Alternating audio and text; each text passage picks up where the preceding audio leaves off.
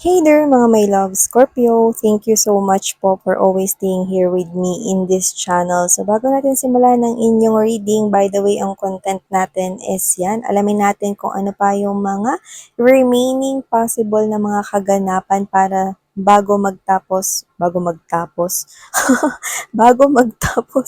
ang year 2023 for you, Scorpio. So yan mga babes, no?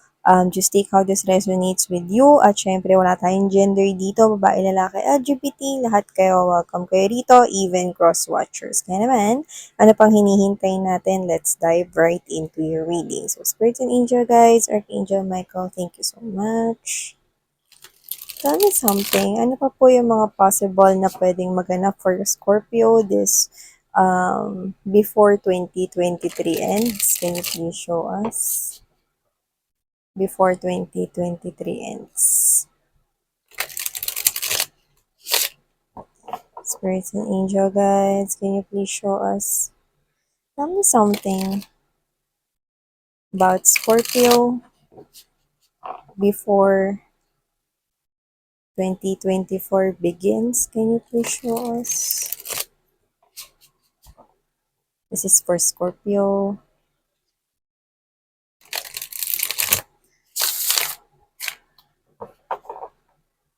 The cards, medyo big sila.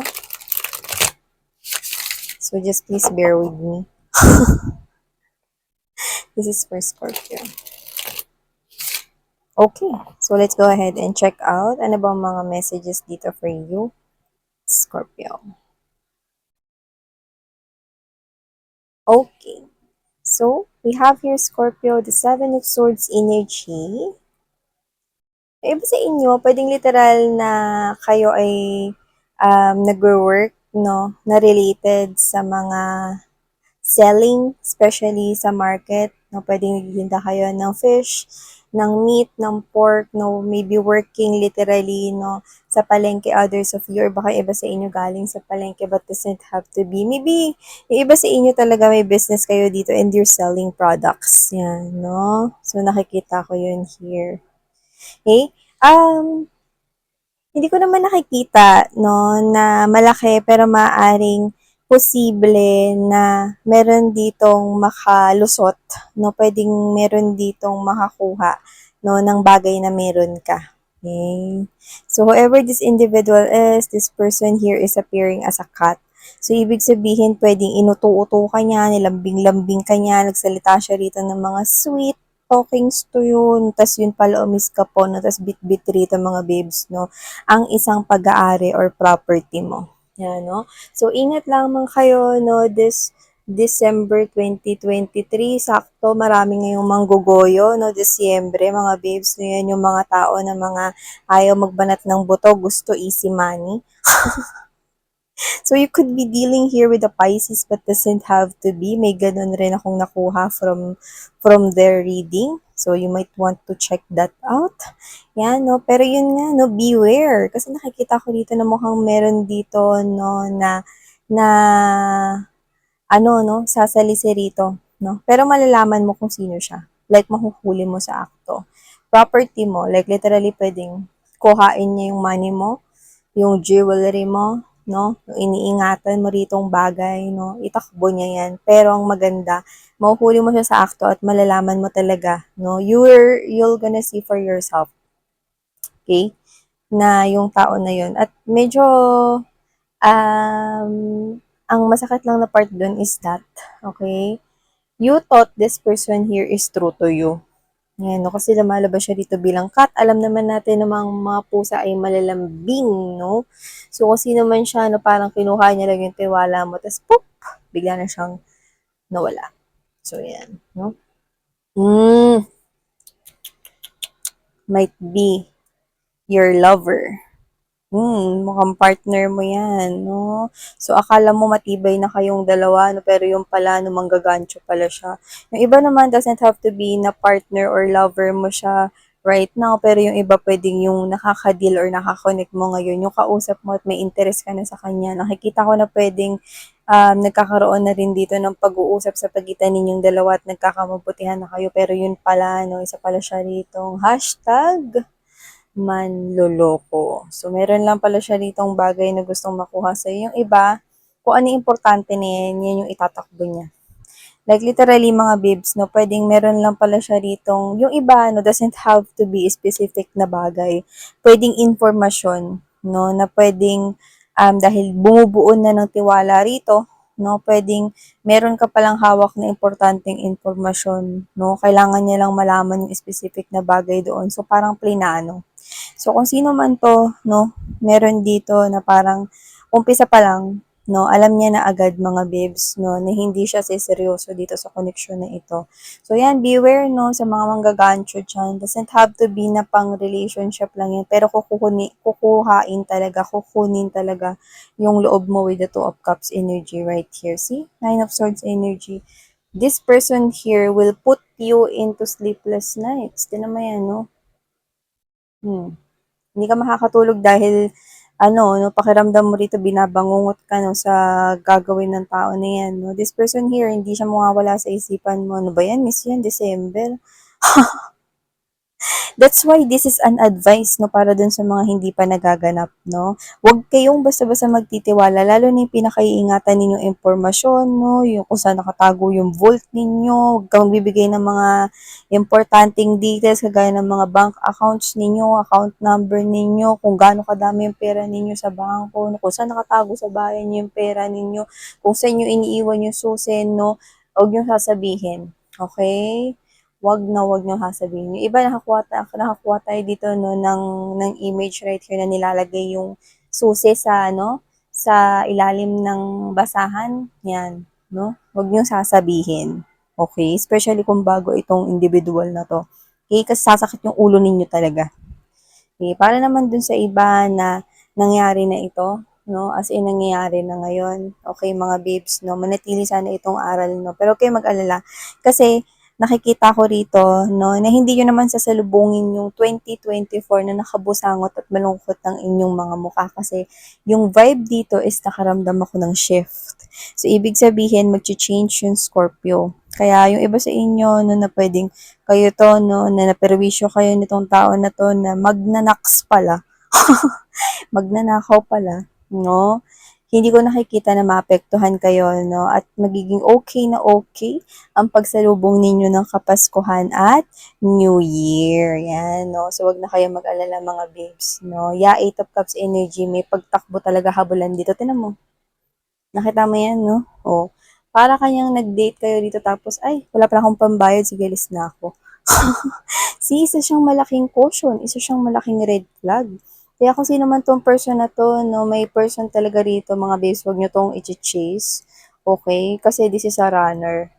Tumatakbo talaga ito sa responsibilidad, no? Pero dito kasi mukhang nakukuha ko na meron lang siyang kailangan sa'yo.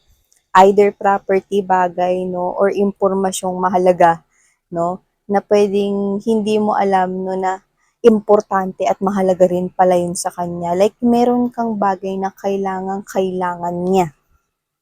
Okay? Kahit na siya ay isang new person. Akala mo new person siya, pero pwedeng matagal ka na niyang sinusubaybayan. Maaring siya pala, no, ay isa palang parte, no, ng mga hoodlum.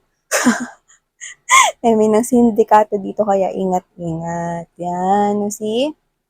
Pwede talaga niyang gamitin yung connection. Like, mga babes, no, ingat-ingat kayo sa mga mamimit ninyo, lalo na yung mga nagsasalita ng mga sweet, no, because this person is appearing as malambing Scorpio, so maaring, alam mo, ang ganda mo today. Parang feeling ko kasing amoy mo yung sampagita. Yan, mga ganun, no. Kasing ganda mo, ang karikta ng mga bituin ng mga araw. Ganun.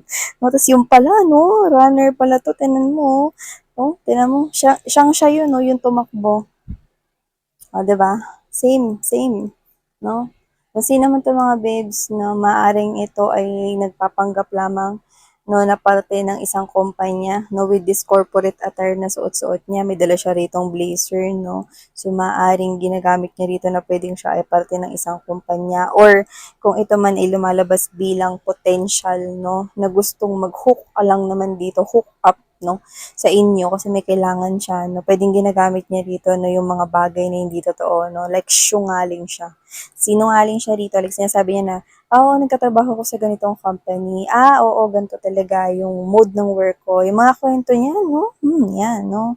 Hindi yan mga totoo because with the Seven of Swords energy, that's a lie. Okay? Pero tingnan mo naman. Okay? Ace of Cups energy. Sabi ko sa inyo, yan no, blessings. Pagtapos ng mga kahindik-hindik, no, na pagtakbo nitong person na to sa inyo. Yan, sabi ko sa inyo hindi talaga magtatapos ang taon na to at hindi nyo sasalubungin ng Christmas noon ng malungkot kayo. Kasi nakikita ko kayo dito, sobrang nagiging happy with this Ace of Cups energy. This is not cups, honey.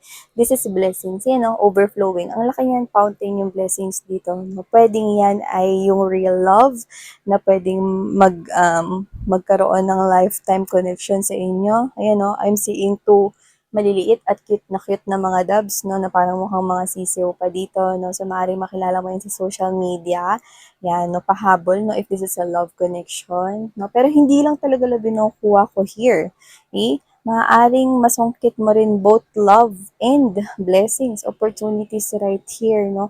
Kung ano man yung kinuha sa inyo, hayaan nyo na, huwag nyo na habulin yan kasi ang balik niyan dito ay nag-uumapaw na biyaya. May biyayang darating, pwedeng in a form of love or in a form of opportunities, no? Bago pumasok rito, no? Ang year 2024. Sabi ko sa inyo mga babes, no? See? Tinan mo may pera ka pa rito, no? Ayan, no? Iniisip mo kung bibilin mo ba tong crop top? O yung blouse na yon. Yan o, see? Mga babes, so nakikita ko rito, no, na kayo kasi, kahit may pera kayo, hindi kayo yung ubus-ubus biyaya, no? Alam nyo rin, mga babes, no, yung magandang pagkakataon na para kayo ay mag-shopping, no? Kung literal na gamit itong titingnan ninyo, may pambili kayo dyan, no? Pero syempre, dahil hindi kayo ubus-ubus biyaya ang tao rito, no, gusto nyo isa lang, no? Parang okay na kontento na kayo sa isa na tapos tsaka naman ulit yung iba pa naman. So nakikita ko rito, no, na meron talaga kayo rito ang pambili. Mhm. At saka alam mo, when it comes to dealing with this sinungaling na to, no, nakikita ko rito na maganda rin ito na parang pagbubukas ng inyong kamalayan bago tumapak ng 2024, no, na hindi lahat ng mga nagsasalita ng mga sweet ay totoo. Yan, no? At hindi lahat ng tao ay true ang kanilang intentions sa'yo. You're gonna find out. Maybe iba sa inyo, no, mag-investigate kayo sa kanya. Yung iba talagang may pag-report sa police. Kasi maaaring ang kukuhain sa'yo nito no, is yung bagay na mahalaga sa'yo. Ano? Yung iba pwedeng ito yung mahalaga sa'yo is yung ang iyong pagkababae or what. No? So, pwedeng isa rin yan sa bagay na gusto niyang kunin. No? So, mag-ingat kayo sa kanya kasi isa siya ritong runner. Ayan, no? And at the bottom of the deck, we have here the Five of Coins energy. Kung mapapansin mo, no, Five of Coins energy, sale, big sale, 80%, 80%. You could be seeing a lot of 888. Maganda yon kasi money, money, money yung paparating na yan. So, nakikita ko dito na maguguluhan kayo, no, at baka mawindow kayo, no, kasi ikaw to na parang, ay, may pera ako rito, pero yun nga, may isip mo rito, mga babes, no, na parang ayaw mo naman pakawalan yung money mo. So, you just have to choose. You know, maaring piliin mo is makeup ba or damit or baka yung iba sa inyo, ito bang laptop na to or tong cellphone yan, no? So, you're both eyeing, ang maganda rito, yung mga naka-sale items. Kahit na meron ditong blessing sa paparating sa'yo, gusto mo pa rin ditong makuha is yung kung ano lang yung kailangan mo, na parang one at a time ka. So, yan, no? May choices nga dito. Especially when it comes to buying the things that you like. Yan, no? At makakita tayo rito ng new beginning sa'yo, Scorpio, no? At saka yung iba sa inyo, parang meron talaga rito mga nganak. Pwedeng hindi kayo, pwedeng yung family member or relatives ninyo, no? Pero, maaring yun ay isa sa mga sign, okay? Pero, nakikita ko rito that with this death card right here, no? Nakikita ko magkakaroon ka rito ng panibagong buhay at maganda yon, no? Sa year 2024. Kasi ako makikita mo, we have here the stairway of light. See, papunta ka dyan, no? Ibig sabihin, pa-ascend ka. It's like your manifestations is happening. Look at that Roman numeral number 22 sa taas, no? Okay? We have here the first Roman numeral, di ba? Which means ending. And the second numeral, what is that meaning? Okay? New beginning after that ending. And then there's this two of Wands, which is the symbol of, okay, an arco right here. Diba? Parang dadaan ka dyan sa gitna, and 1111 means you're on the right path and you're going to ascension, no? Success and achievement. So yeah, definitely that is really a fresh new beginning for you. Scorpio, ang ganda guys, no? Alam mo dito, may papayo ko dito. Ako kasi pagka naguguluhan ako kung anong bibilin ko, okay? Ang ginagawa ko, nilalagay ko sa collage. Alam niyo sa collage, sa first picture, no, ando doon yung gusto kong bilhin. Sa second picture, nando doon yung pangalawang gusto kong bilhin. No? Tapos tinititigan ko sila. Like, pinag-iisipan ko, ito bang bibilhin ko? Kasi just like you, I also want to have isa-isa lang, okay? Like, kunwari, sa next na lang na sahod, doon lang ako ulit bibili. Yan, no? I think ganun yung case. At kung ginagawa ko, nakakatulong yung paglalagay sa collage, no? Kasi tinitingnan ko sila mabuti. Like, saan ko ba talaga gustong maunang bilhin? Ito. Yan, no? So, you might want to try that one. Yan, no? Kung marami kayong pagpipilian, mas magandang i-collage nyo sila na tapos elimination. Diba? So, yan. Thank you so much, Scorpio. Sana ngayon love and light.